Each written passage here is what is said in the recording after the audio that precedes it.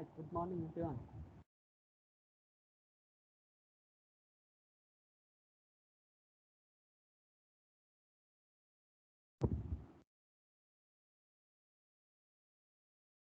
Hello.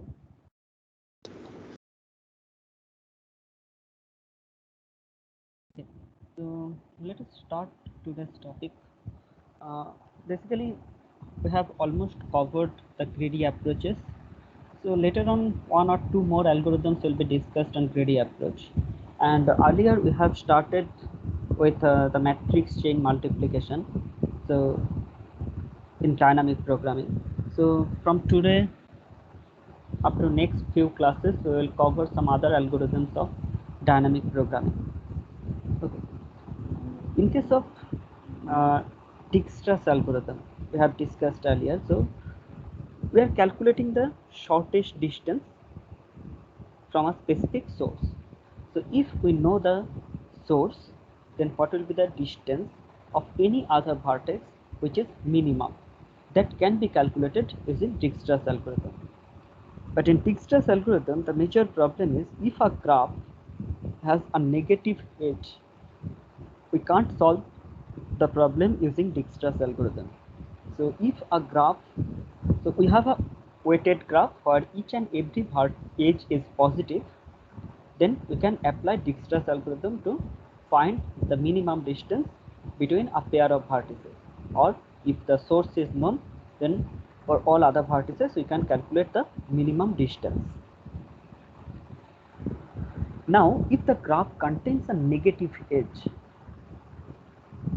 then how to find the shortest distance from a source to a destination? In that case, we will use Bellman-Ford algorithm. Let us try with one example that where we have to apply this Bellman-Ford algorithm. So I'm considering that a graph is given and the graph is as simple as this. Okay. Now I'm just considering a directed graph. Okay, it's not a directed graph. Let's take that it's an undirected graph. So the graph is like this. This is the source. Okay. Now from this source, if this is my destination, what will be the distance? Let us consider some edges like -7 to 4, and this is 6. What will be the distance from source to destination in this graph? Am I audible? I'm not getting any response. Yes, sir. Yes, sir. Okay, so from this source, what will be the distance between source and destination, which is minimum?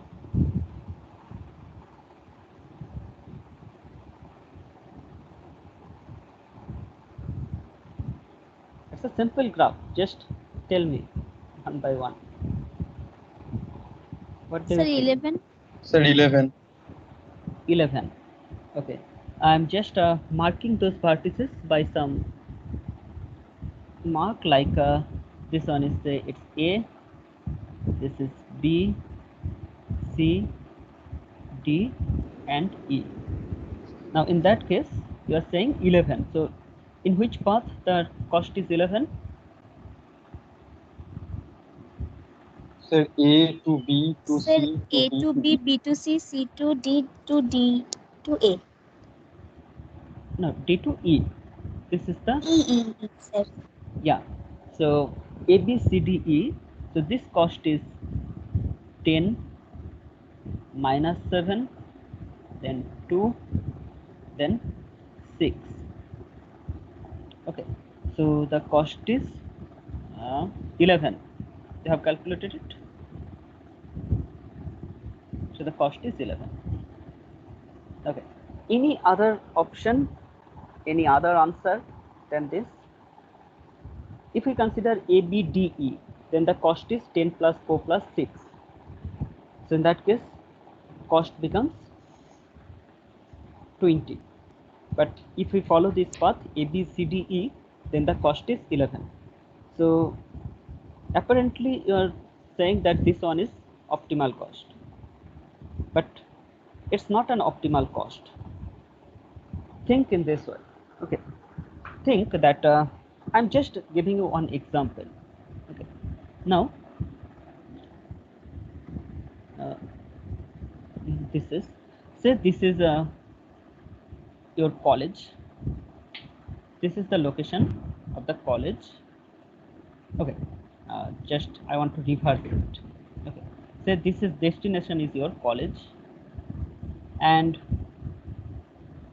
this is your home, the address of your home. Now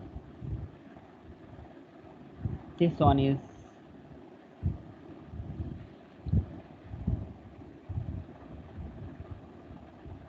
say this is airport, gate number 1. Now this is Beliaghata, and this is sector 5. Okay, so you have to reach from your home to your college, and your objective is you have to minimize the cost. Okay, so from your home to airport, cost is 10 rupees. Airport to Beliaghata, cost is minus 7 rupees. So that means minus 7 here. Minus 7 indicates that the if you go through this path, then 7 rupees will be given to you. Instead of collecting from you, 7 rupees will be given to you. I'm taking this example, but in reality the example will be different. In circuit design we use this, where if you follow a path, then some reward is given. Okay, so just I am assuming that based on the current traffic scenario, government is promoting that users should use this path from airport to Beliaghata. People are not preferring this route, so government is just promoting this route. So that's why if anyone travels through this route, minus 7 rupees, that means 7 rupees will be rewarded to the commutator. Okay, so this is the scenario. Now if we follow this path, then cost is minus 7. So you are getting 7 rupees instead of giving it to the conductor or which service you are using. Now if we follow this path, now let us think that I am following this path. Our objective is to maximize the profit. Okay, so if you are going to college, then you are following this path A, B, C, D, B, C, D, and then E. What will happen? What is the cost of this path? This is your source. Okay, this is the starting point, and this is your destination. Okay, now what's the cost of this path? A to B is 10, B to C is minus 7, C to D 2, then D to B is 4, B to C is minus 7 again, then C to D is 2, and D to E is 6. If you calculate sum of this, what will be the cost? 10. 10 rupees. Now your objective is to reach college with minimum cost. So this is an opportunity you have got today, that instead of moving towards the college, you are just following this route repetitively. You are going from airport to Beliaghata, Beliaghata to sector 5 to airport, you are just iterating over this loop, because every time in every trip on this cycle you are getting 1 rupees, so you are getting some benefit. Do you understand the scenario? If you travel through this path repetitively, you are earning some money. Am I right? Yes, sir. In this path, you have Yes, to sir. spend 6 rupees, but you are getting 7 rupees. So you have decided not to go to college, or you will go to college at 4:30 and you will just leave the college just when it will be closed almost, or you will join after closing of the classes. Okay, so if you iterate over this loop, you are getting some benefit. So if I want to optimize it, so what I can do, from B to D, I will repeat this path again and again. Okay, so my path will look like A to B to C to D and from D to E. Now you are just iterating over this loop. You are just repeating this loop. So if you repeat this loop, you are getting some benefit. So if I say that what will be the minimum cost from A to E, now what will be your answer? What is the minimum cost from A to E? You can see that if you repeat this path twice, then cost is 10. If it's thrice, cost will be 9. If you repeat the path 4 times, it will be 8. So in every repetition, it will be reduced by 1. So what will be the minimum cost from A to E?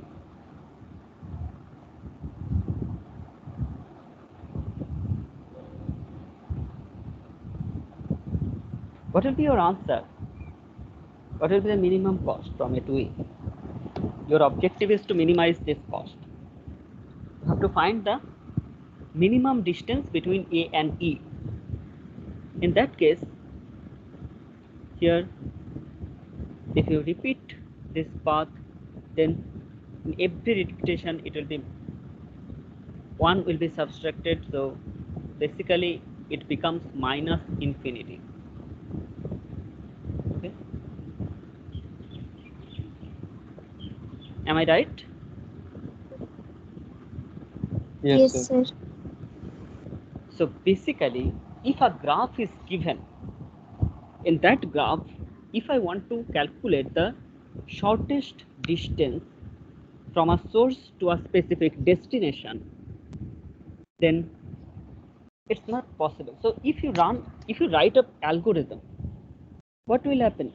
If you write a program or algorithm where the graph is given like this, so it will run in a loop. So it will be trapped within an infinite loop, because in every iteration the cost is being reduced. So it will be trapped within a infinite loop. That's why the program will never terminate. Okay, so basically if a graph is given, so what is our conclusion? So if a graph is given, if the graph has a negative edge, like instead of -7, if this cost is -5, the program will terminate. Obviously the program will terminate. Let me show you that instead of -7, if the cost of this path is -5, okay, I'm saying that the cost of this path is -5. In that case, if you iterate over this loop, first time the cost will be A, B, C, D, E, then the cost is 13. If you follow this path, in that case cost will be 13. Okay, sorry, this cost is 13 because instead of -7, this one is -5. If you iterate over this loop, what will happen? If you follow this path, then instead of this, the cost becomes -5. Okay, here again this one is -5. In that case, what will be the cost?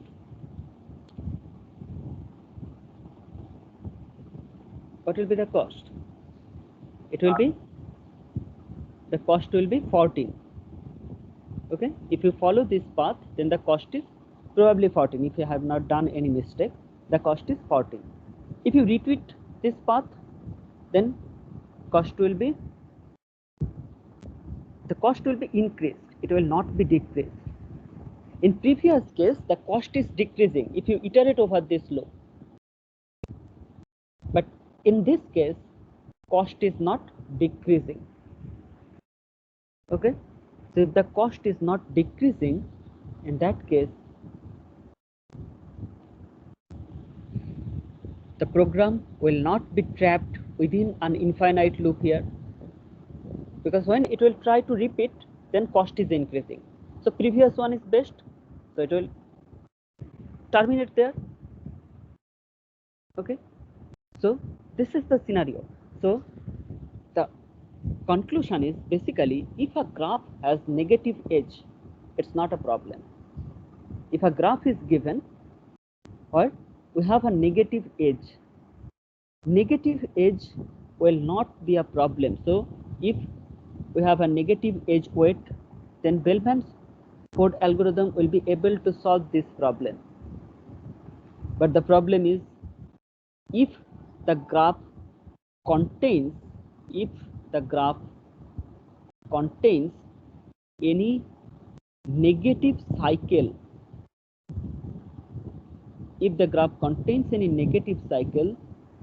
then you can't apply, the problem cannot be solved. Okay, the problem cannot be solved. So is it clear that why, if a graph contains a negative cycle, why the problem cannot be solved? Is it fine? Any doubt here? Yes, sir.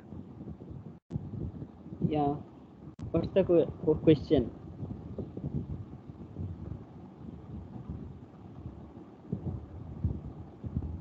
Whether the statement is clear, and why, if the graph contains any negative cycle, why the problem cannot be solved? Is it clear?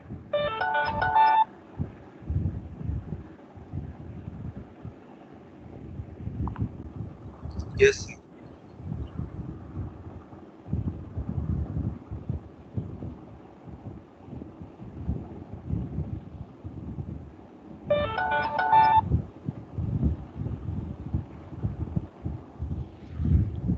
Okay. So now we are moving to our algorithm. So if a graph contains negative edge but do not have any negative cycle, then we can solve the problem. So given a weighted directed graph GVE, or the source is known, so from this source we want to calculate the distance or minimum distance to any other vertex. Okay, so our objective is, we have to find those edges that will create or form a path which is minimum weighted path. Okay, so we are moving to this algorithm. So before proceeding this algorithm, how it will be solved? So if the graph is given, this is the graph.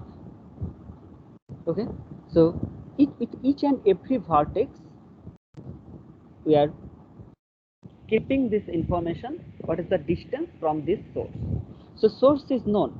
In case of Dijkstra's algorithm, we know that the source is known. In Bellman-Ford, again, we are considering single source. The source is known. Now from this source, if you want to reach to a vertex, then what will be the minimum cost that we are going to calculate. So initially, we can mark this vertex, the starting vertex, as, we can mark this starting vertex as 0, because the distance from starting vertex to starting vertex is obviously 0. For all other vertices, this cost is being marked by infinite. So that's why in every vertex you can see that the cost is marked by infinite. Okay, so this is the first phase. So during initialization, so if we call this Bellman-Ford algorithm, at the first step it will initialize the graph. So for each vertex V belongs to V of this set, vertex set, do dV equals to infinite and pi V equals to nil. Okay, nil means in programming we can consider it as null. Okay, and the starting vertex, distance of the starting vertex is marked by 0. Okay, so what is being happen here? So we are initializing the graph. So during this initialization, all the vertices except the starting vertex, for everywhere we are marking it by infinite. So the distance from this graph, you can see the distance of V. So distance of V, here I am writing it here. So basically we are calculating distance of vertex V. So distance of vertex V from source. So this is being marked as infinite and pi V. So pi is a vector which is being used to represent the predecessor. Okay, so this one is being initialized by nil. So this pi V will be used as predecessor. We have used predecessor earlier. Like if we want to find a path, then during backtracking, which information is needed? Which one is predecessor of the current vertex? That information is needed. Okay, so here again we will keep this predecessor information. So if we keep this predecessor information, initially for any vertex this predecessor information is not known. We don't know whether from S to T this path is minimum, or if we have some alternative path, that one is minimum. So if this path is minimum, who is the predecessor of T? In that case, predecessor of T is S. But if we get a path from X to T, then who is the predecessor of T? Then X becomes the predecessor of T. Okay, so pi T will become X or S. So we don't know in which path this cost will be minimum. So that's why during initialization, this predecessor information for each and every vertex is being set by nil. Okay, so we have just discussed this function, initialize single source. Is there any doubt? Is there any doubt No, in sir. this function? Okay, now we are moving to the next logic. So after execution of this function, now it will go to next line. For I equals to 1 to all the vertices, do the, for each edge belongs to this, relax this. We have used relax function earlier. Can you remember the relax function? Yes. Yes, sir. Okay, so if we consider that the distance, we have a source. Okay, so from source, if we consider this is the V, okay, this is the V. So distance of V, this one is dV, distance of V is this, and if we have another alternative path from U, so S to U, the distance of U from S is d of U, okay, and the weight of this edge is W of UV, the weight of the edge connecting U and V. This one is weight of UV. So if we know a path, so from this source, the distance of V vertex is dV, and in another route, the distance of V vertex via this vertex U is this.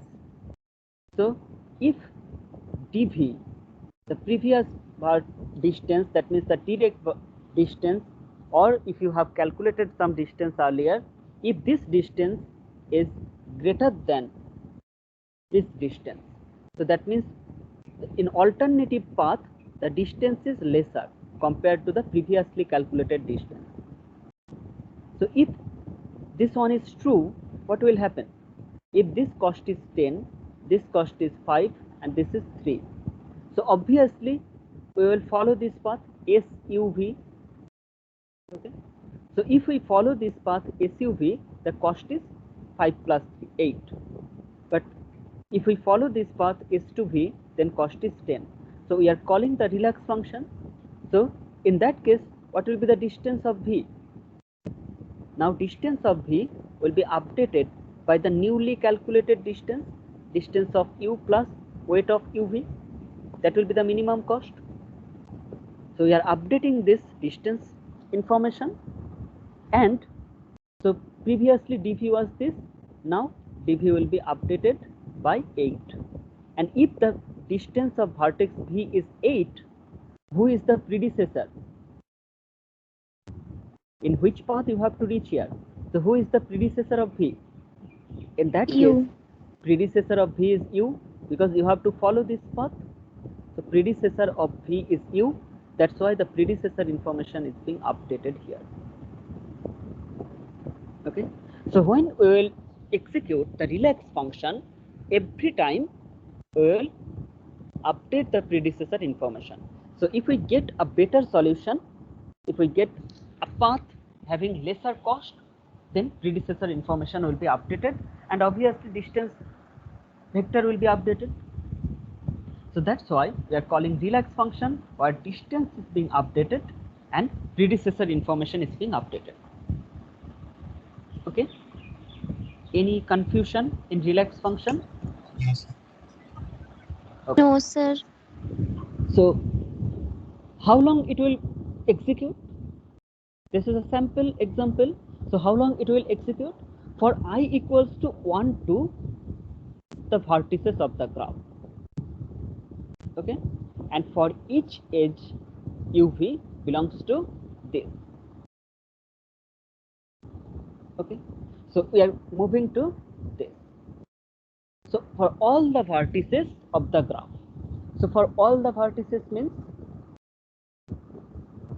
for all the vertices of this graph it will be executed.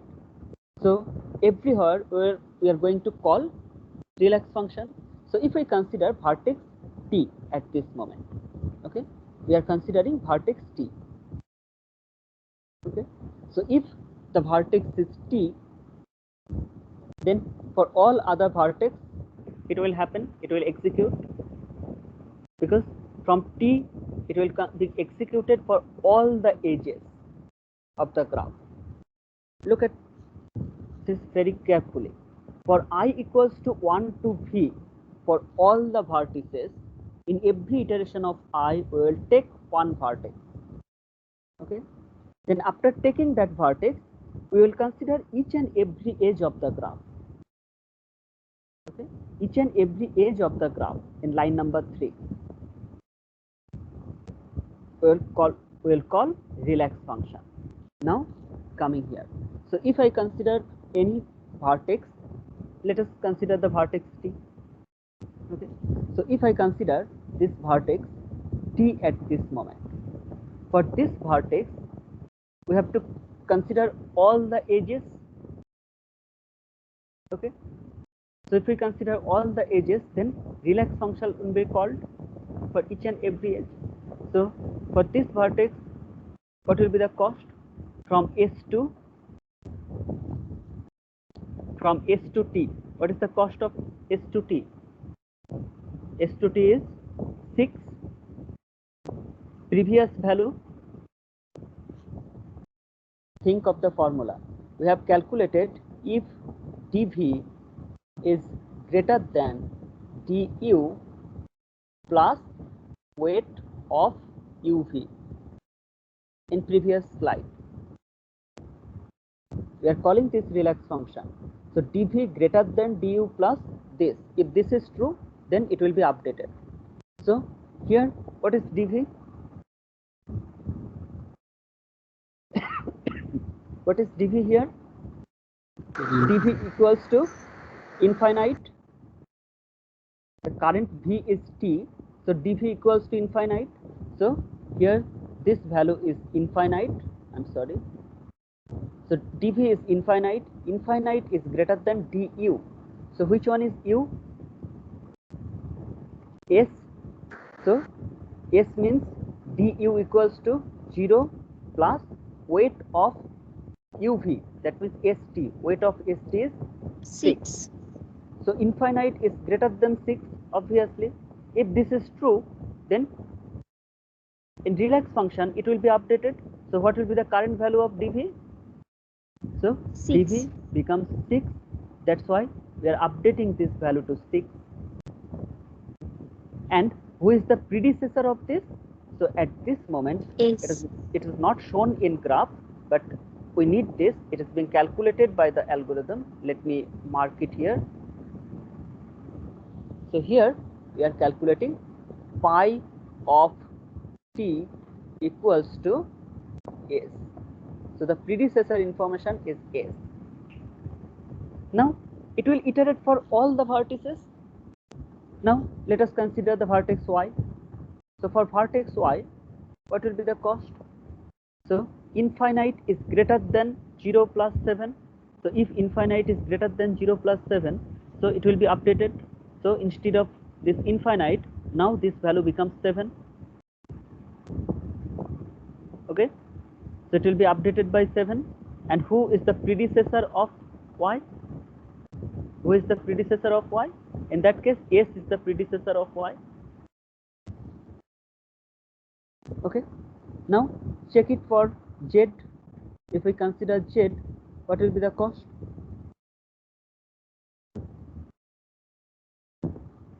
What will be the cost of this? For all the 16. vertices. Okay, so in this round, we have reached to all other vertices which are adjacent to S. Because this edge is in opposite direction. This edge is not reachable here.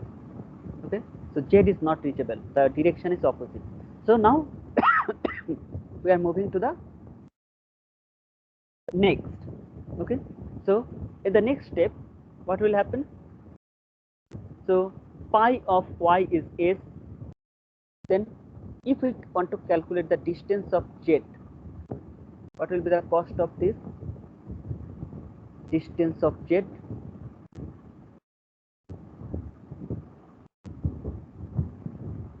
You have to consider all the vertices which are reachable.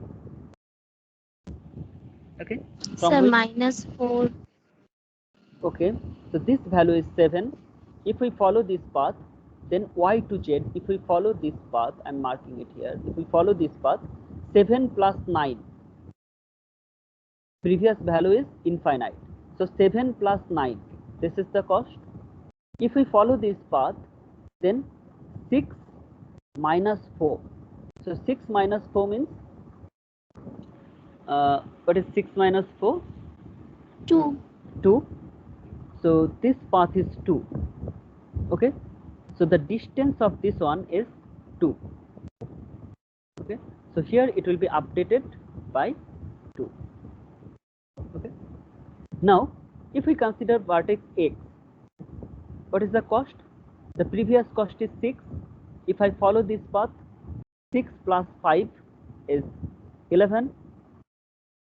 If I follow this path, y to this, so 7 minus 3. 7 minus 3 is 4. If I follow this path, this one is 2 plus 7 is 9. So here the cost is 4. The minimum cost is 4. That's why this one is being calculated. Okay. Now who is the predecessor of this? Who is the predecessor of x? I want to keep this information. Predecessor of x. Y. In which path? We are getting this in this path. Minus So, 3. okay. So predecessor of x is y, and here predecessor of z. We have calculated earlier. Who is the predecessor of z? predecessor of Z is basically T.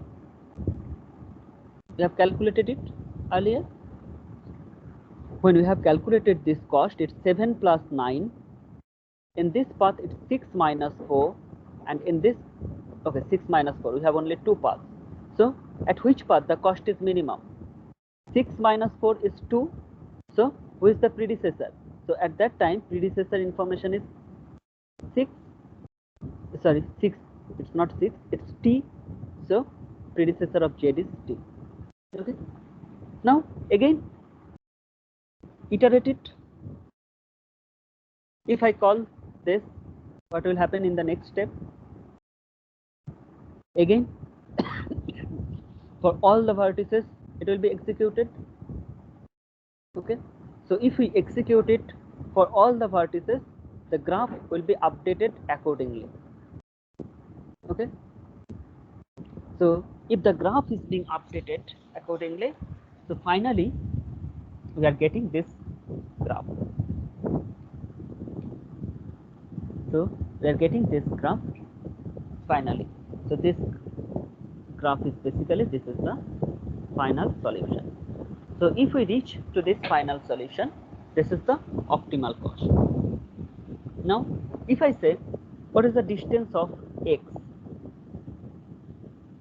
What is the distance of vertex X? Or just I am writing it here. What is the distance of vertex X from source? Source means S. So distance value is basically stored in dV. So dV means, it's, in this case, destination is X. So what is the distance of X? That is stored in dx. So the value is 4. Okay. So the value of this one is 4. So the cost, the distance from S to X is 4 unit. Now what is the now in this graph, what is, how will you find the path through which path the cost is minimum? So that can be calculated based on the predecessor information. Predecessor. Yeah. So that can be calculated based on predecessor information. So after this step 6472, later on the graph has been updated here again. So finally we have to cover the whole algorithm, otherwise it will be difficult because we have not marked the predecessor information. So after this, at this time the predecessor information is, so pi of t is again 6. Sorry, I'm extremely sick. I'm just erasing it.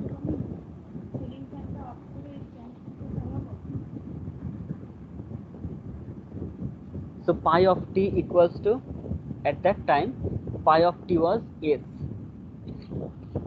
and what was pi of y? Pi of y was s again. Okay. Now later on we have found some other path also. What is the cost of this? If I consider this vertex t, what is the cost? If I want to calculate the distance of t, previously the previous value of this cost is 6. Now we are getting another path.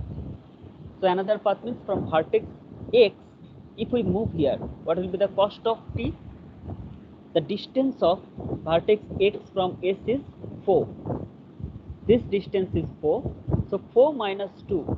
So the newly updated cost will be 2. So in this graph we are updating it. If we update it, who is the predecessor of t now? Now predecessor of t is x. Okay. Predecessor of x remains same, it's y. Predecessor of z remains t. Predecessor of y remains s. Okay. Now, after that, is there any update which is possible? If this value is 2, when this value is being updated, so anyone who is dependent on this vertex will be updated. So in that case, if we follow this path, what will be the cost? T2z. The previous value of T2z, the previous value of z was 2.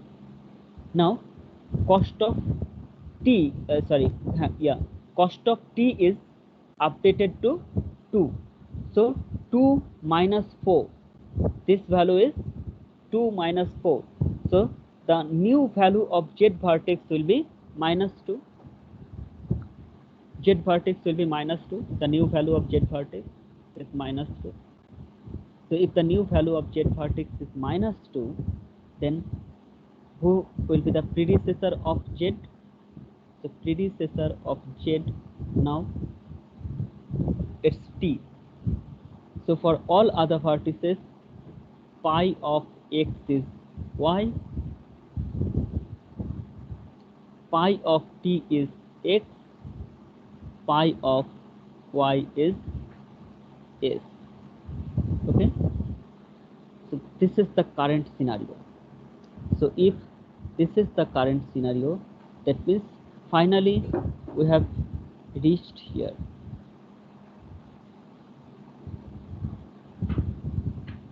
Okay, so if I want to calculate the distance of x, I want to calculate distance of vertex x from S. So distance of vertex x is the current value, X to Y, Y to. yeah.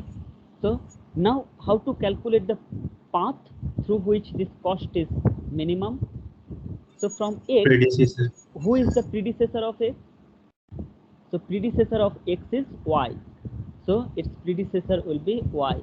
Now move back to vertex y. Who is the predecessor of y? Predecessor of y is s. So predecessor of y is s. So the cost is this.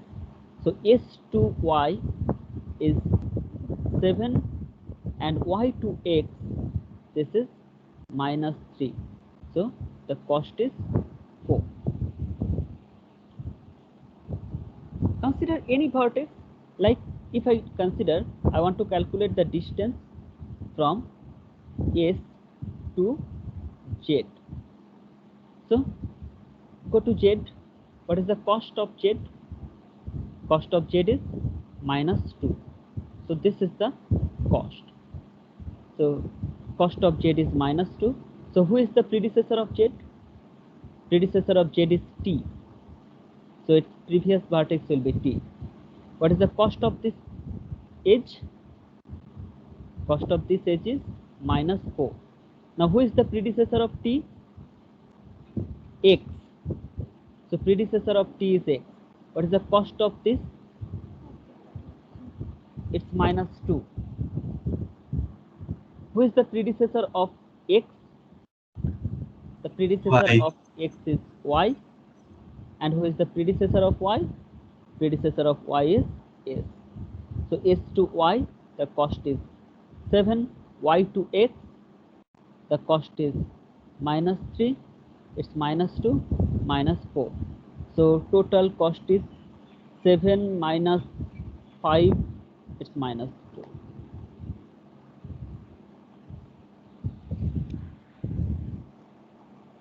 Okay.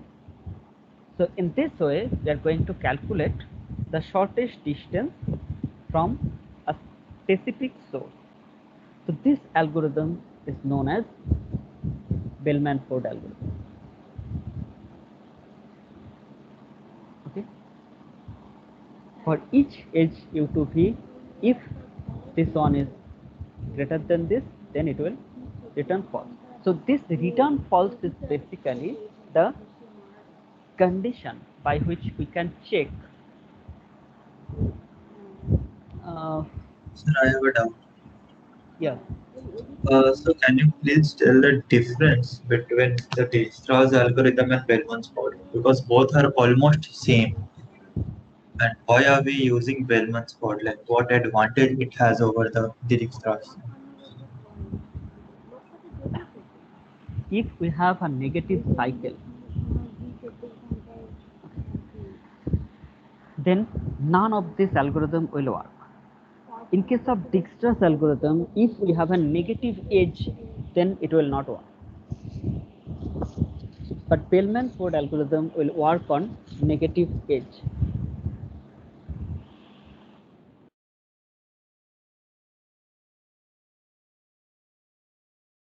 I don't have this on this current slide.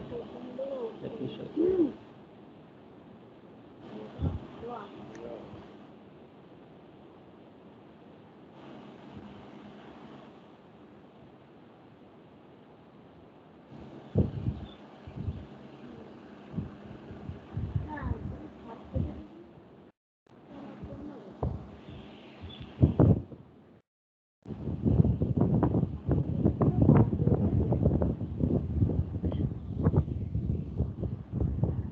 In Dijkstra's algorithm, what's the procedure?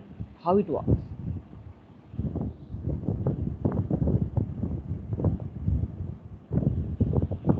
Let us discuss the strategy. The algorithmic strategies are different in Dijkstra's and in Bellman-Ford.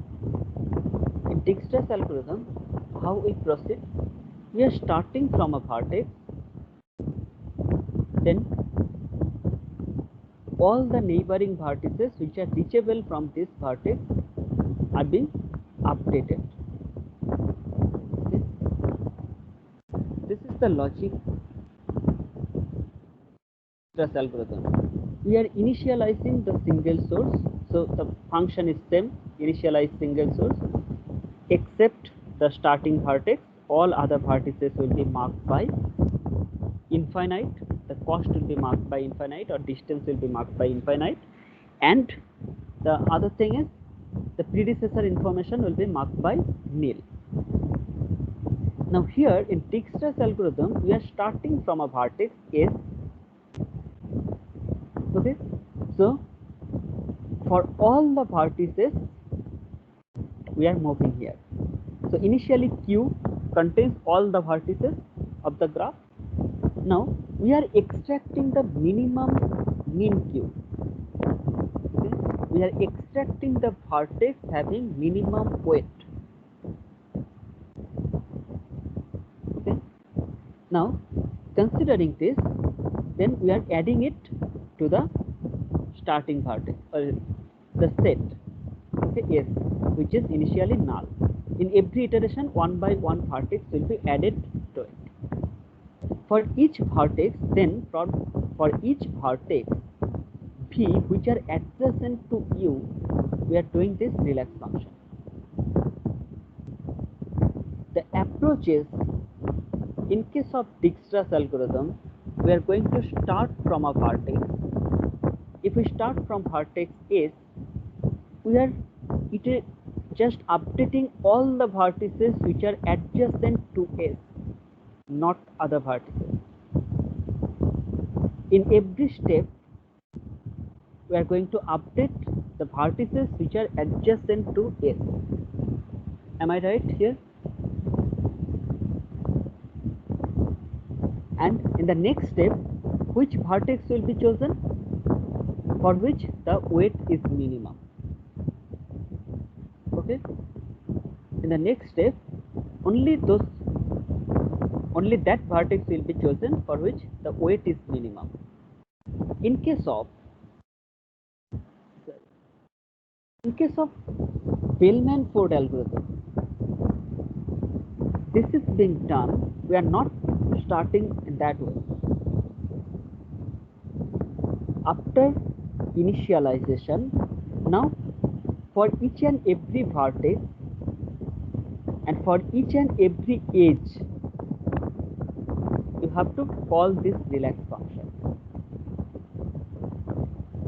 Okay? So the relax function will be called for each and every edge.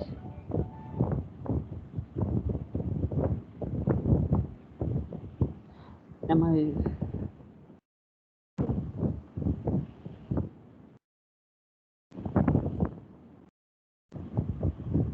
What happened? Just a minute.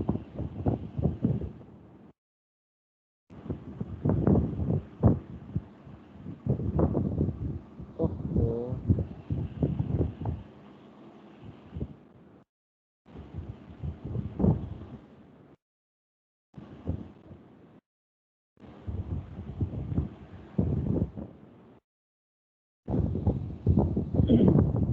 In case of Bellman-Ford algorithm, look the difference. This is the Bellman-Ford algorithm and the Dijkstra's algorithm. In Dijkstra's algorithm, we are taking the starting vertex. Now we are extracting the min q. That means we are selecting the vertex having the minimum weight. So initially, any vertex can be chosen because all other vertices are marked by infinite. You can choose any vertex. So after choosing it, you are going to add it to S. For each vertex V which are adjacent. अगर आपका audio clear नहीं आ रहा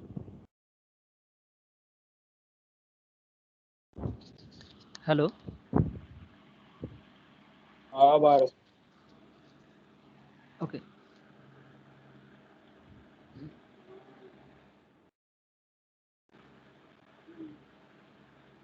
In case of Dijkstra's algorithm, what happens? We are starting from a vertex. We are visiting only the neighboring vertices which are reachable. That means which are adjacent to that vertex. Only those vertices are being visited and those things are being updated. We are updating the distance and predecessor information. In Bellman-Ford algorithm, for each and every vertex, all the edges are being traversed. For each and every vertex, all the edges are being traversed here. So basically this outer loop means the for loop, line number 2. This for loop is being used to control number of iteration it will execute. Now in every step, all the edges are being considered. And we are calling the relax function. So the approach is completely different. Okay. I am showing you with this example again. Say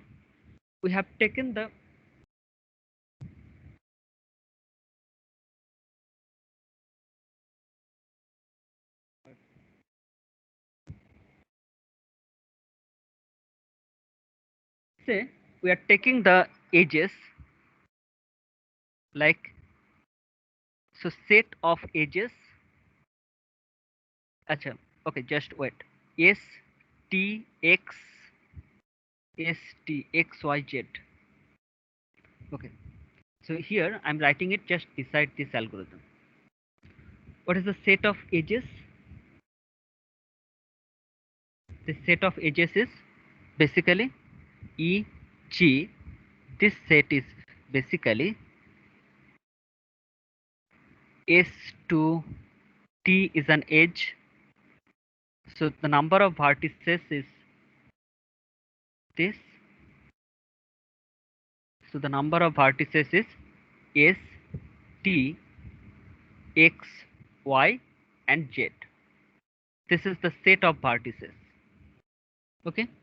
And what are the edges? There is one edge. Whether my voice is clear now? Yes, sir. Yes, Okay. sir. So there is an edge S to T. What is the distance? S to T is 6. So let me write here S to T. Its weight is 6. Okay. Now S to Y. S to Y is 7. S to Y, it's 7. And is there any edge S to somewhere? No. Now T to X is 5, T to Y is 8, X is 5, and Z is minus 4. 5, 8, minus 4. So here T2 X, T2 Y, and T2 Z. This is 5, this is 8, and this is minus 4. Okay. Anything else from T? Is there any other vertex or edge from T? 3 only. Okay. Y to X and Z. Y to X is minus 3, Y to Z is 9. Y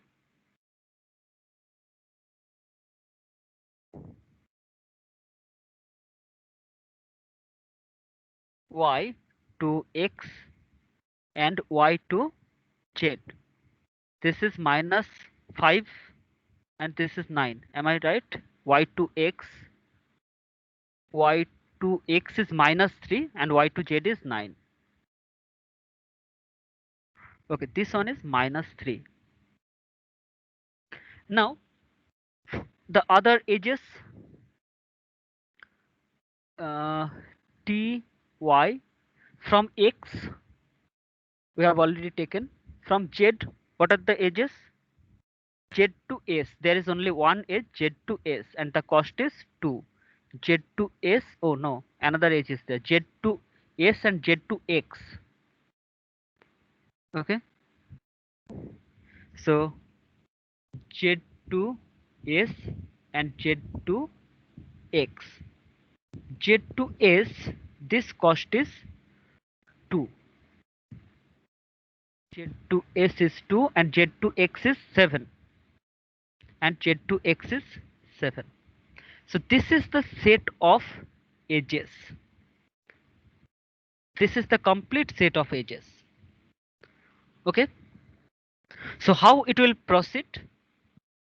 After initialization, now we have to consider how many times this loop will run. You may just notice it very carefully. In line number 2 of this Bellman-Ford algorithm, we are using index I. But I is not used within the loop. That means I is only a controller by which number of iteration is being controlled. So how many times this loop will run and after which the loop will terminate. Only that number of iteration is being controlled by I. Nothing else. Only the number of iteration will be controlled by I. And in every iteration, for each and every edge, we have to call the relax function. Am I right? I will show you again in detail. You should not have any doubt. So in Dijkstra's algorithm, the approach was different. Here we are not considering. So in Dijkstra's algorithm, we are maintaining a min heap.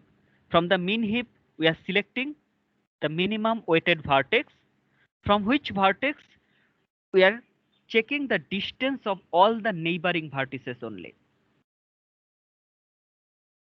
So we are taking the minimum weighted vertex, and from that vertex who are adjacent to that vertex, only for those vertices the distance is being updated. This Dijkstra's algorithm fails if we have a negative edge. That's why we are coming to this Bellman-Ford algorithm. So in Bellman-Ford algorithm, we have just taken the set of vertices, we have taken the set of edges. Now the example which is shown to you, this one is a example which is primitive. Now if I use anyone can start with any edge, because EG, this is a set of edge. Think that this edge, set of edge EG. Okay. Now, if I give you this graph, and if I say that create a list of edges, then every one of you, maybe you will generate different set of edge. Am I right? The positions will be may vary. Just if I'm creating more confusion, let me tell you. I have three vertices, A, B, and C. Okay. Now, in this graph, how many edges are there? 3 edges. Okay. Now, if I ask someone that, okay, Ashish, what are the edges? Just tell me the list of edges in this graph.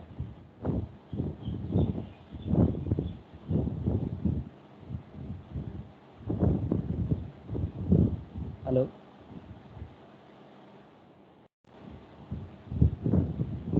Anyone? Ashutosh? What are the edges of this graph?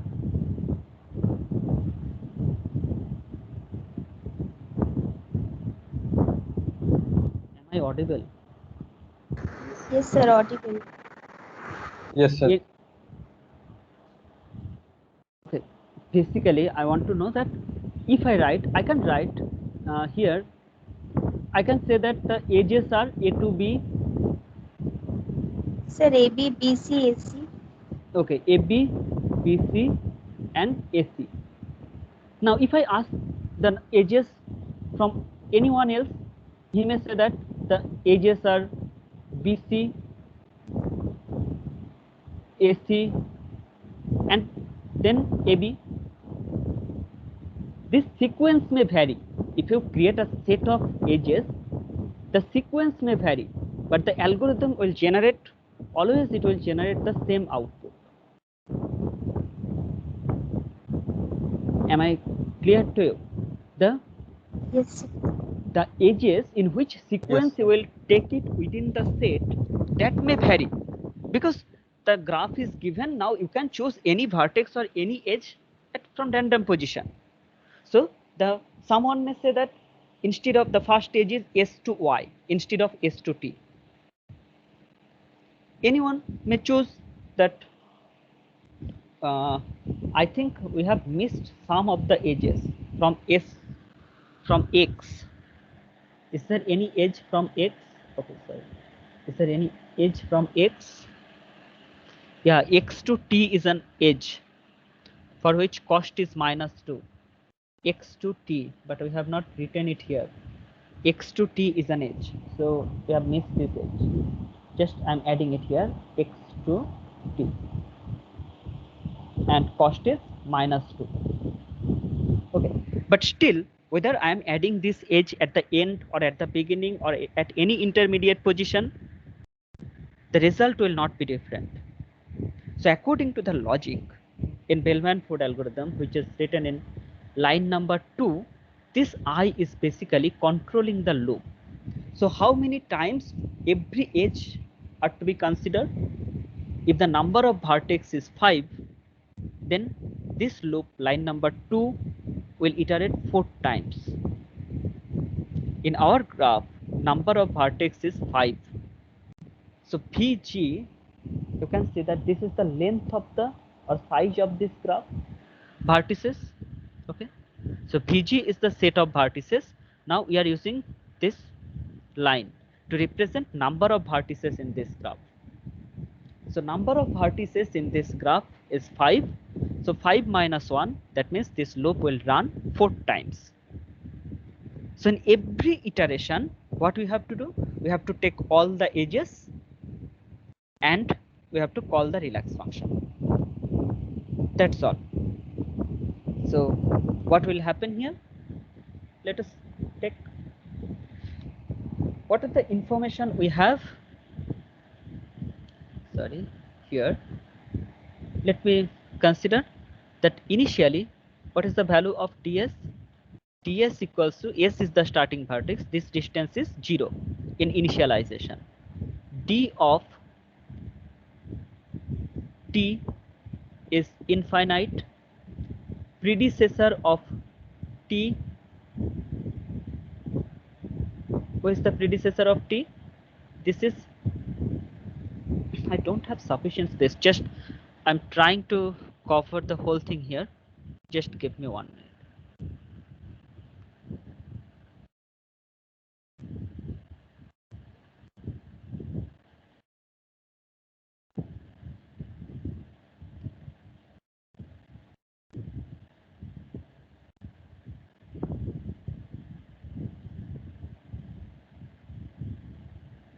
Okay, I will write it on top.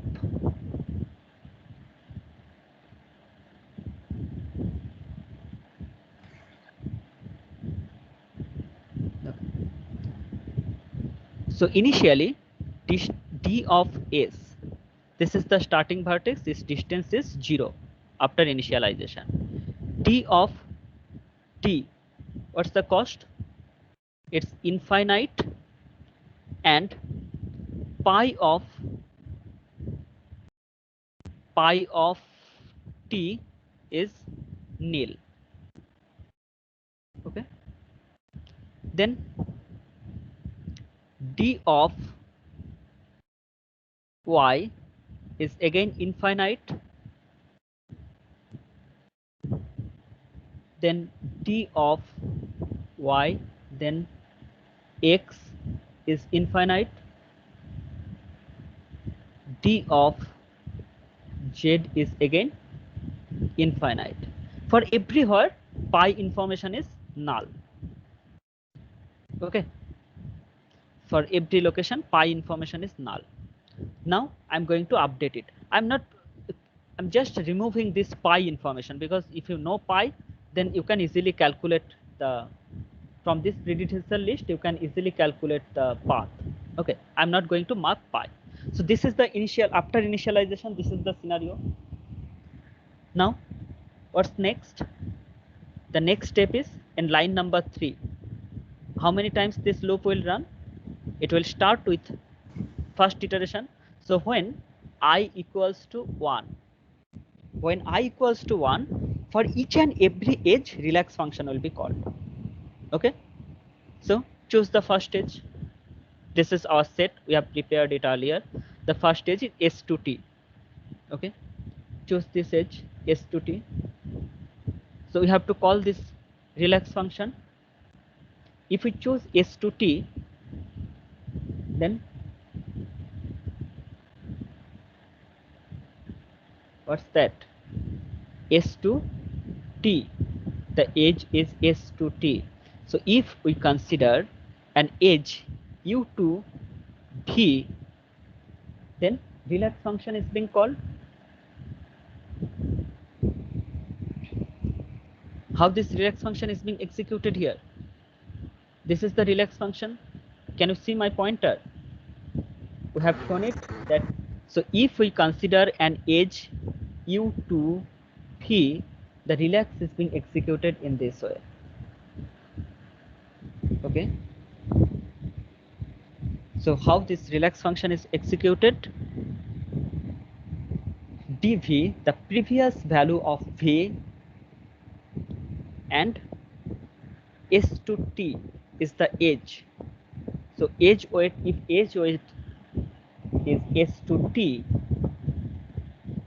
just I'm coming here again. Try to understand it very carefully. We are calling this relax function. So by this relax function call, what we are considering? We are considering an edge s to t. So here u to v is the edge. So s is the starting vertex, t is the destination vertex of that edge. And weight of this edge is w. So what is the weight of this edge? This is st is 6, weight of this edge is 6. So in relax function, what will be done? It will check du dv. So what is du? d of s, u equals to s. v equals to t and w equals to 6. So du, what is du? ds. So d of s is 0. What is dv?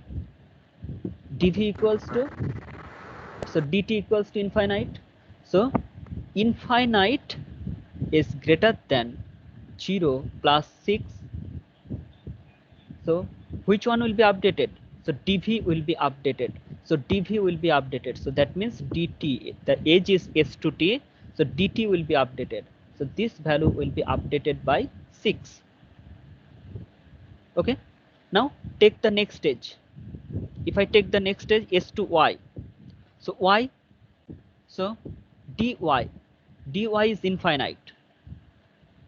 Okay. So dy is infinite. So infinite, is it greater than s to t? So ds plus the weight. So ds plus 6. What is ds? ds equals to 0. So 0 plus 6. Sorry, 0 plus s to y is 7. 0 plus 7 is 7. So this value will be updated to 7. Am I right? Then consider the next stage, t to x. t to x. So dx. So what is dx? It's infinite. t to x. So dt plus 5. So the previous value of dt, what is the previous value of dt? 6. 6 plus 5. 6 plus 5 equals to 11. So it will be updated by 11. Okay. Now consider the next stage, t to y. t to y. So d of y. What is d of y? So t to y is there. So d of y. d of y current value is 7. Okay. So we will check whether 7 is greater than dt. So dt means 6 plus this weight. t to y is 8. So which one is greater? Previous value is greater. So it will not be updated. It will remain same. Then consider the next stage, t to z. If we consider t to z, the cost is minus 4. So t to z. So go to dz. Now in this dz, t to z is minus 4. So minus 4. And what is the weight of t to y? What is dy? dy equals to 7. So this one is 7 plus minus 4, and previous value is infinite. So what will be the value of dz? It will be updated to 3. Am I right? Okay. Then again update it. Yx. What is yx? X. Go to vertex x. This is x. So if the vertex is x, its current value is 11. Is it greater than yx is minus 3? Minus 3. And what is dy? dy equals to 7. We have calculated 7. So 7. So 11 is greater than this. Okay. So it will update. So this dy will be updated by 4.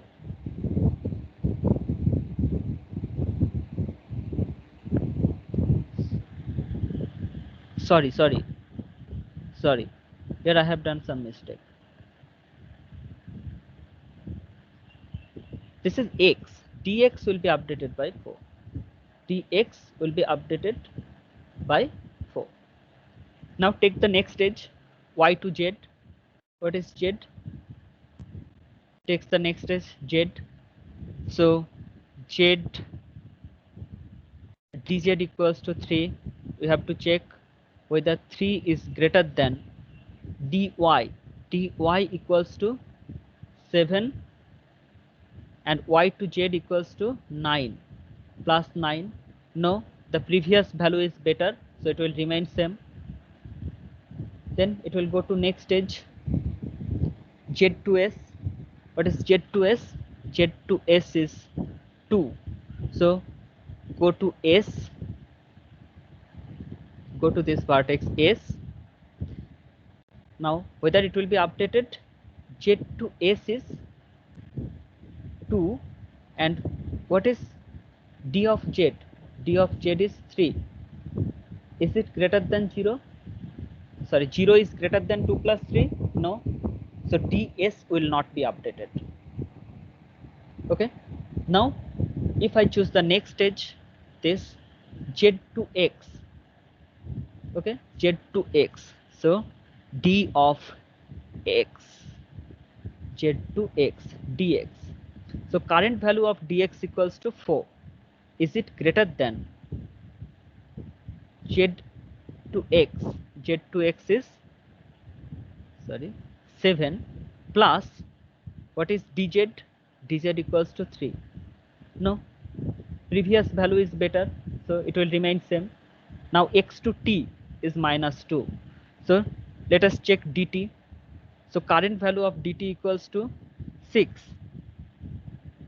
and x to t is minus 2. So is it greater than minus 2 plus d of x? What is d of x? D of x equals to 4. D of x equals to 4. So 6 is greater than this. It's true. So that means if it's true, then d of x will be updated by 2. D of t will be updated by 2. Up to this, is it clear?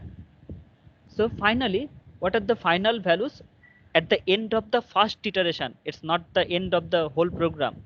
At the end of the first iteration, what are the final values? D of s equals to 0, d of t equals to 2, d of y equals to 7, d of x equals to 4, d of z equals to 3. If we have not done any mistake at the end of the first iteration, this is the current status. Okay, so we have taken all the edges. Now think line number 3 and 4. Here we are calling the relax function for all the edges. Is it clear? Any confusion? Hello? No, sir. Okay. Now, if in the next iteration, now we are going to next iteration of I. So when I equals to 2, again do the same thing. Now for I equals to 3, do the same thing again. For I equals to 4, do the same thing. As number of vertex is 5, the I loop will run 4 times. So if the number of vertex is n, the loop of I will run for n minus 1 times. So do the same thing n minus 1 times, and finally you will get the updated values of ds, dt, dy, dx and dz. That will be the solution. In graph, it's not possible to show all the steps here having 5 vertices. That's why we have just eliminated. We know that this one will not update, that's why we have just neglected those things. But the actual procedure of this algorithm is this.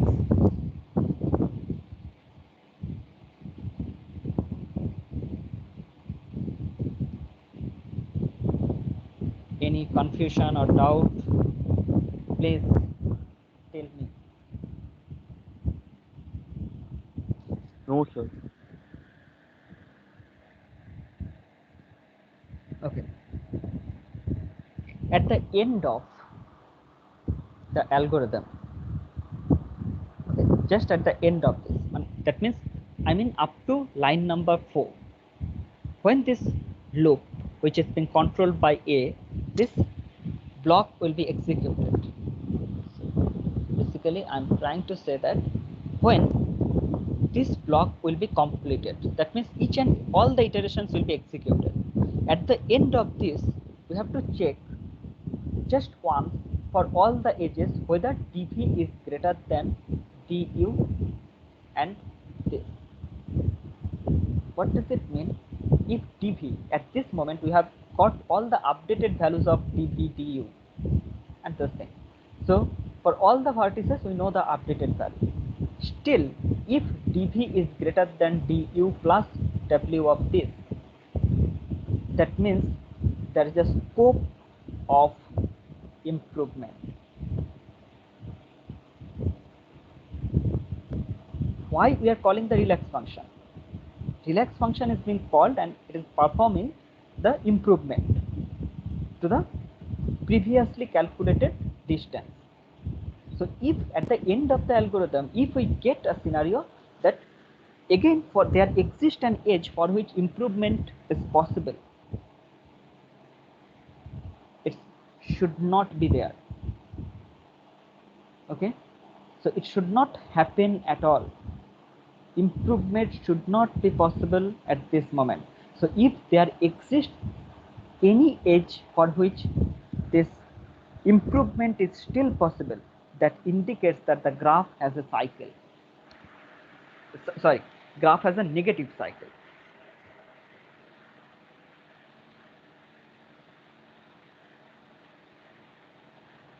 Is it clear?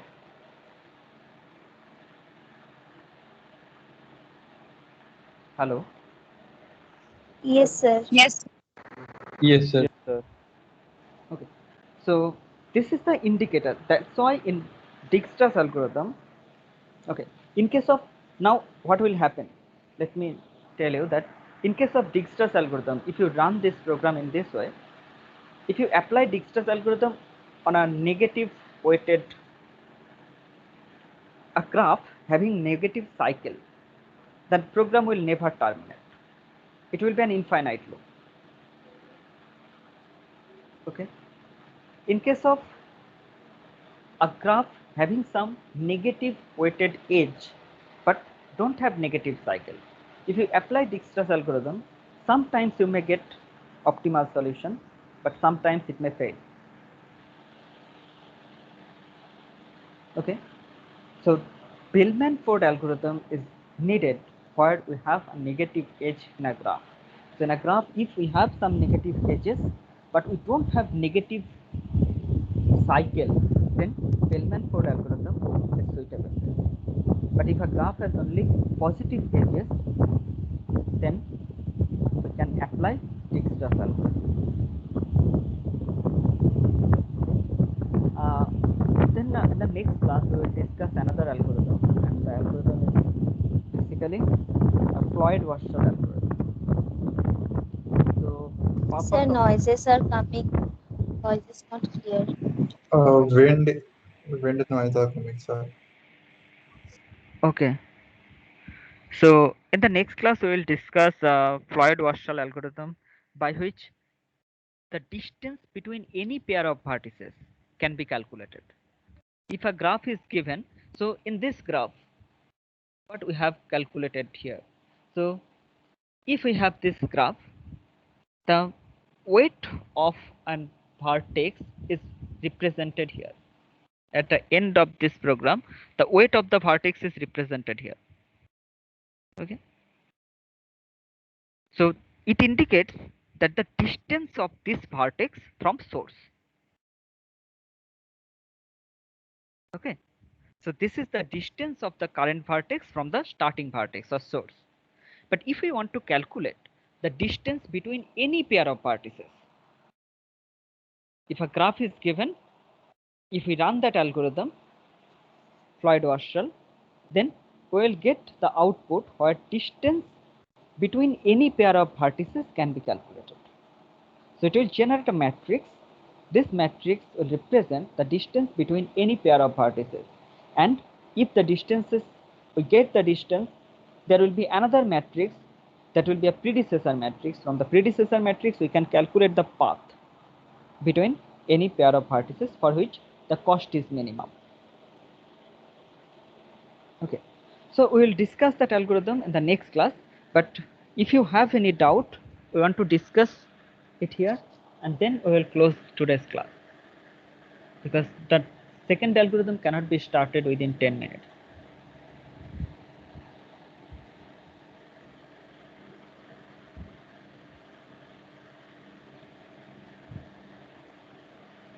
Okay. During lab session, you have lab probably on which day? Friday. Friday. Yes, sir. Friday. Yes, sir. Okay. Then it's too late. You can just inform me earlier that how to start or write the program. What will be the approach to follow if you face any problem? I will show it in during lab class. Okay, I will show it how to proceed with the problems.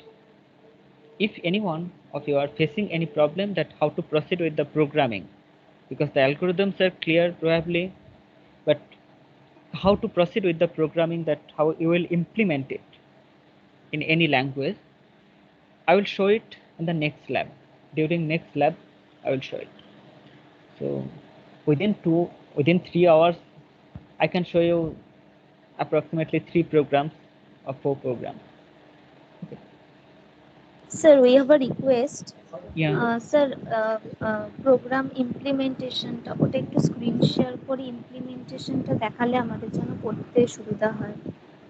আমি সেটার জন্যই বলছি, আমি শুনেছি সেটা।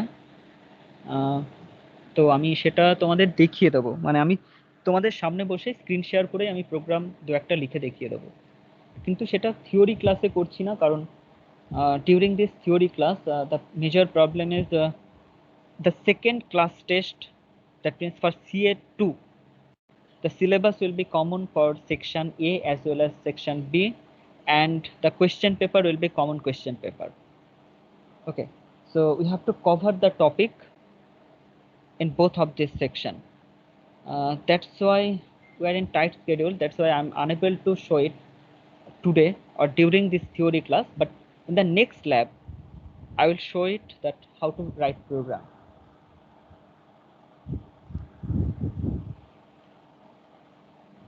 Or if you can arrange any alternative time, I can sit with you, but that will be obviously beyond the class hours.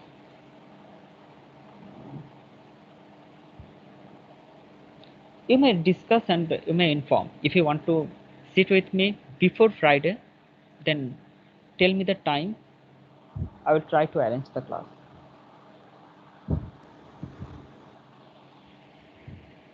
Okay. Okay. Sir একটা question ছিল যে sir in theory like so, sir- semester theory মানে one by one please. Tanushree, হ্যাঁ sir মানে এখান থেকে theory কিরকম টাইপের কোশ্চেন আসতে পারে, মানে এমনি লেখা ইয়েতে সেমিস্টারে কিরকম টাইপের হয় প্রশ্ন? সেমিস্টারে আচ্ছা কোয়েশ্চেন দেখো, প্রবলেমটা we are facing the major issue in online classes in and on basically the during online exam we don't know whether all the questions will be MCQ or not in university, because in the previous year you have seen that all the questions are basically MCQ questions. But generally in design analysis of algorithm, if it's an offline examination, you will be asked to write some problem. So some problems will be given, you have to solve the problem.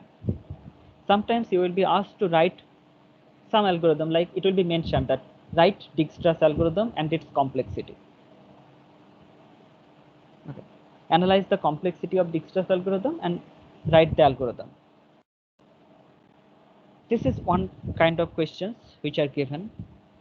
Beyond that, some problems will be given. Some problems means some problems we have discussed, that if it's a minimum spanning tree related problem. Okay, so the problem statement may be like a city, there's a city, in that city different areas are to be connected, and what will be the minimum cost of cabling to connect the areas by using high tension electric wire. So in that case, you can understand that it will be minimal spanning tree. So instead of telling you that whether you have to write Prim's algorithm or Kruskal's algorithm, the problem will be given. Now you will be asked that write an algorithm to solve this problem. If you can understand that this problem can be solved by Prim's or Kruskal's algorithm, you can write any one of them.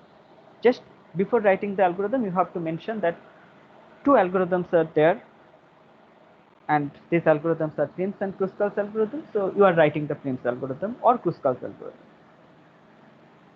Okay. Sometimes a block of code will be given. A block of code means instead of a C programming syntax or Java programming syntax, it will give you a set of instructions. Okay, in algorithmic form. Now, okay, just I can tell you that.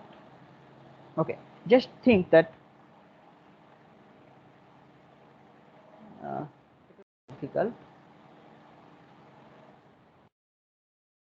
Let me tell you that if I just remove this job scheduling with deadlines, this heading from the top, and if I give you only this block for I equals to 2 to n up to the end of the for loop, if I give you this block of code, okay, this is not in C program or in any programming language, so it's a pseudo code. The pseudo code will be given. Now you will be asked to write the complexity of this block. Okay. So if the algorithm is this, what will be the complexity of this algorithm? They have not mentioned anything that it's a job sequencing problem or job scheduling problem or Prim's or Kruskal. Nothing is mentioned. Just a block of statements are given. You are being asked to write or analyze the complexity of this algorithm. Okay. This is another pattern. Some problems are generally based on definition, like what do you understand by dynamic programming? What are the basic difference between dynamic programming and divide and conquer approach? Okay, so this type of differences are being asked. Like if I say divide and conquer approach, if we divide a problem into sub-problem, each and every sub-problem can be solved independently, and the results of the sub-problem can be conquered to achieve the final solution. Okay, but in case of dynamic programming, we are dividing a problem into sub-problems, but these sub-problems are not independent sub-problems. In case of merge sort or quick sort, we have an array which is being split into two sub-halves. Okay, and each and every sub-problem is being solved individually, and this is independent.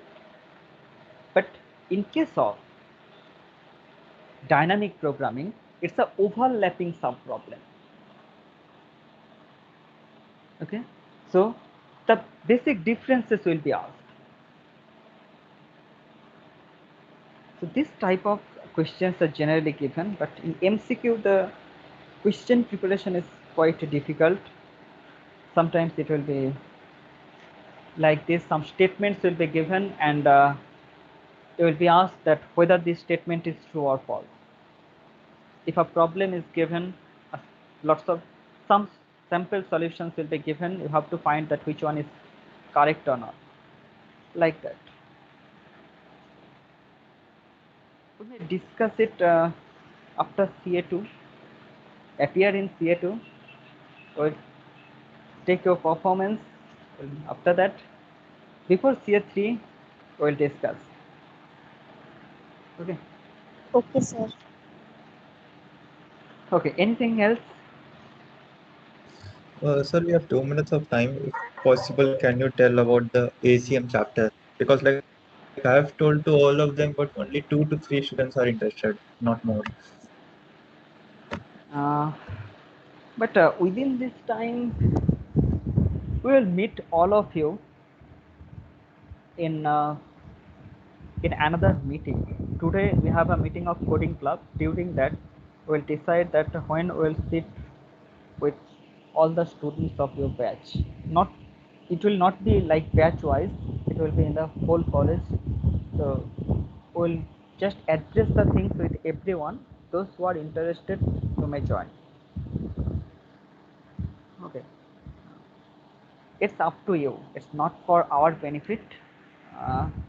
So you have to think in that way, because if we run this chapter again, our workload will be increased significantly.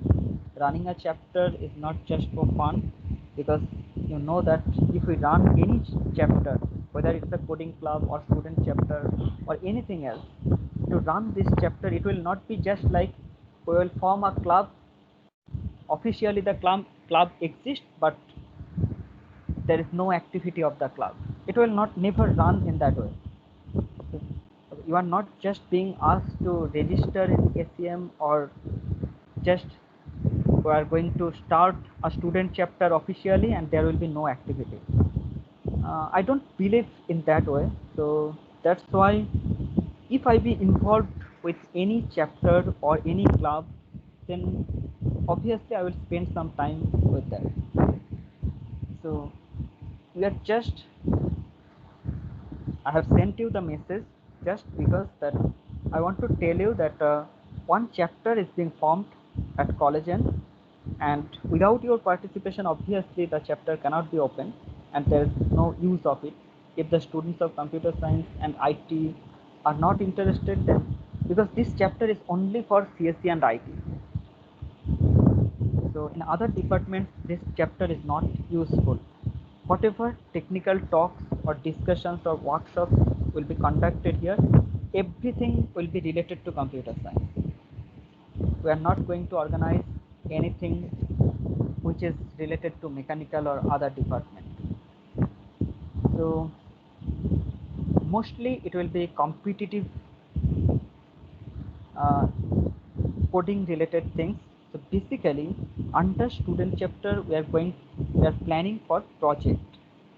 In coding club, the coding related activities will be conducted, but some projects will be allocated. But in this chapter we are going to allocate some problems which are not solved yet. There are thousands of problems, you are not aware of it, but there are thousands of problems which are not solved till now. The problems, you may think that the problems are very simple. Why the problems are not solved yet? There are this type of thousands of problems are there. So we are planning to uh, organize this a meeting by which we will discuss. In that meeting we will discuss the details, whatever queries you have, we will address everything. If you are interested, you may join here. In next 2 to 3 months we are going to conduct a competition. It will be obviously a project competition. Okay, but obviously it will not be by the name of project competition, it will be in the name of hackathon. We are going to organize the competition at Calcutta University. The competition is basically the ACM ACM Kolkata chapter, which is managed by Calcutta University. Two professors mainly, Shankhavan Choudhury and Navdendu Chaki. These two professors. So in the last year, along with them, myself and Shiladitya Munshi has organized the Eastern Region Kolkata Hackathon, and in this year we have the same plan to arrange it. So this type of activities will be conducted. It's not only hackathon, some workshops, some technical speeches can be arranged. Like just as a coding club, we can't invite any professor from any other university. You can understand the problem, because no one will be interested to give a lecture in an event of a coding club. So coding club has its own area of focus, and for other things like for research related activities, along with that if you have something in your mind, you can come up to us and just we may discuss that. You may work on this problem, because it may happen that you have identified a problem, that the problem is too old problem. The problem has been solved by someone 30 years back, but you don't know, you don't have that knowledge at this moment, you have not read lots of books and research articles. So this type of things will be discussed, and this type of events will be organized under this, and most of the events will be organized in coordination with the coding club, but something can be organized under coding club which will not be organized under this student chapter. Similarly, there is something which is needed in coding club, but that cannot be arranged as a unit of coding club, which will be arranged by this chapter. So if you think, just whether you are interested or not, join in that meeting. We will call all of you, then we will just address all the questions whatever you have in your mind. Then you may decide that whether you will join there or not. But I can just tell you in a single word that it's beneficial. Don't think that if you are a member of this student chapter, then I will guide all of you to do your project. No, it's a chapter of the institute. We are coming here because if you have something in your mind, like if someone of you are interested in image processing, obviously I will not be able to guide you. So we can guide you in that area, that go to that teacher, talk to him or talk to her, then you may proceed. So the monitoring or tracking how much progress you have, that will be tracked here, and at the end of the project you will get some prize. That prize will be given by this chapter. Okay, but it's just one example. This is not the main objective here. Many things are there. We'll discuss it in that meeting. Okay, just join there, and then you may decide whether you will participate or not. Okay. Okay, fine. So I'm closing this for today. We'll meet on the next Thank class. you, sir. So in the meantime, if you have any Thank you, sir. Okay, in the meantime, if you want to sit with me with this program related things, if you have the problem, I have heard it, so we can sit